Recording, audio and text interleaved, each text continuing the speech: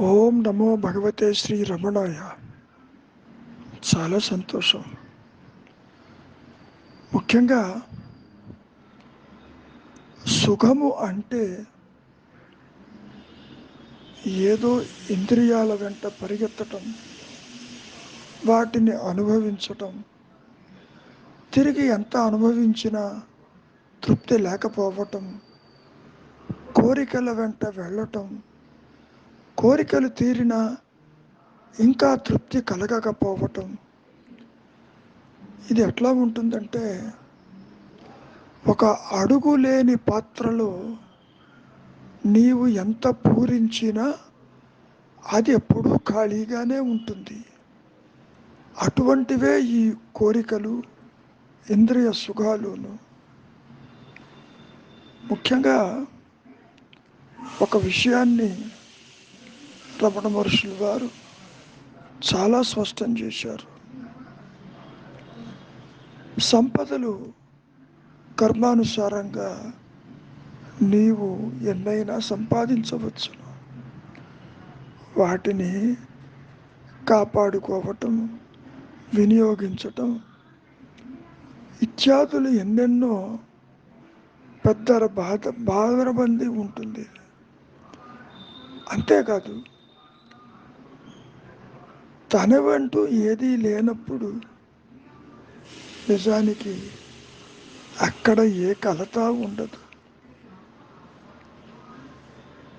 కారణం, పొసెసర్ నాది అనేవాడు తల ఎత్తనప్పుడు అక్కడ ఎన్ని ఉన్నా అవి నీ మీద ప్రభావం చూపలేవు. అంతేకాని ఏ సన్యాసం పుచ్చుకోవటము, సంసారాన్ని వదులుకోవటము, భార్యాబిడ్డలు లేకుండా ఏ అడవులకి పోవటము, ఆస్తిపాస్తులకి దూరంగా ఉండటము కాదు అని చాలా స్పష్టం చేశారు. భార్యాబిడ్డలు ఏం చేశారు? ఆస్తిపాస్తులు ఏం చేసినాయి? అవి ఉంటేయే లేకుంటేయే. నీవిక్కడ నాది నాది అంటున్నావుగా. నాది అనేవాడు లేకుండా నీవెప్పుడైతే నిలిచి ఉంటావో ఎన్ని ఉన్నా అవి నీకు ప్రతిబంధకం కాదు. ముఖ్యంగా నీవు చెయ్యవలసింది స్వతః వివర్జనము. అంటే నాది అనేవాడిని తల ఎత్తకుండా ఎక్కడ ఉన్నా నిన్ను ఏది అంటదు. ఎప్పుడైనా పొరపాటునైనా ఈ సంసారం చెప్పిందా, జగత్తు చెప్పిందా, ఆస్తిపాస్తులు చెప్పినయ్యా నేను నీకు బంధితుడమని, బంధం ఉందని? లేదే. నీవు చెబుతున్నావు ఇవి నావి అని. నాది అనేవాడు తల ఎత్తకపోతే ఎన్ని సంపదలు ఉన్నా వాటి ప్రభావము నీ మీద ఉండదు. ఉత్తమోత్తమైనటువంటి సుఖం అనేది వస్తుజాలములలోనూ ఇంద్రియ వ్యాపారములతోనూ అది ఉండదు. నీ సహజత్వమే సుఖప్రదము, శుభప్రదము. అంటే ఇక్కడ కావలసింది ఏదో కొత్తగా పొందుదామని, అది పొందితే సుఖంగా ఉండవచ్చునని అనుకోవటం చాలా పెద్ద పొరపాటు. నేనుగా నిలిచి ఉన్న ఏకైక సత్యస్థితి ఏదైతే ఉన్నదో అది సత్యమే కాదు, సుఖప్రదము, ఆనందదాయకము. అది ఎటర్నల్ బ్లిస్.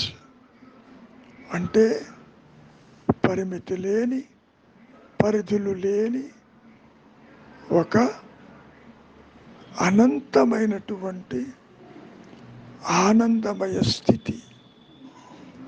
కారణం అక్కడ వ్యక్తిత్వానికి కానీ, ద్వైతానికి కానీ, నాది నీది, వారు వీరు అనే భేదానికి కానీ తల ఎత్తటం లేదు కదా. అందుకని నేనుగా ఉండుటే సర్వోత్కృష్టమైనటువంటి సుఖప్రదమని, శుభప్రదమని మహర్షులు వారు చాలాసార్లు చెప్పుకొచ్చారు. నీవే ఆనందమై ఉంటూ, నీవే సుఖప్రదమై ఉంటూ, ఈ మాయలో నీవు ఇంద్రియాల వెంట ఎందుకు పరిగెడతావు? ఏముందని? ఇక్కడ నాలిక మీద తీయటి పదార్థము వేసుకున్నప్పుడు, ఉదాహరణకి తేనె బొట్టు ఎంతసేపు ఉంటుంది? తీయదనం బహు స్వల్పకాలమే కదా. తీయదనాన్ని అనుభవించటం కాదు, ఆ అనుభవించేటటువంటి జ్ఞానము ఏదైతే ఉన్నదో భౌతికమైన వాటి జోలికి పోకుండా నీవుగా నిలిచి ఉన్నటువంటి ఆ అనంతత్వ ఏకైక జ్ఞానమయ స్థితిలో అన్యత్వము లేకుండా తనకు తానుగా మరి సుఖప్రదమే కదా, శుభప్రదమే కదా, ఆనందదాయకమే కదా. అది నీకు కొత్తగా ఏదీ రాదు. ఇప్పుడు కూడా నీవు అదేను. ఒక సందర్భంలో మహర్షులు వారు ఈ విషయాన్ని చెబుతూ, నీవు ఈ ప్రపంచంలో సుఖం కోసము, శాంతి కోసము ప్రదేశాల చుట్టూ తిరుగుతూ, పుణ్యనదులలో స్నానం ఆచరిస్తూ, ఇంద్రియాల వెంట వెళుతూ, ఎక్కడ సుఖంగా ఉంటుంది అంటూ నీవు పరిగెడుతున్నావు. ఆ పరుగు ఆపు, అందులో ఏమీ లేదు. Your search for happiness in this world is an annoying search of the self. అంటే నీకు తెలియకుండానే నీ ఆత్మానందం పొందటం కోసం నీవు ఈ ప్రపంచంలో సుఖప్రాప్తికై నానా యాతన పడుతూ ఎన్నో కర్మలను ఆచరిస్తూ ఉన్నావు. ఇవన్నీ కూడా కనపడిపోయేవి.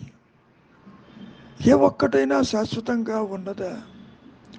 అంతవరకు దేనికి?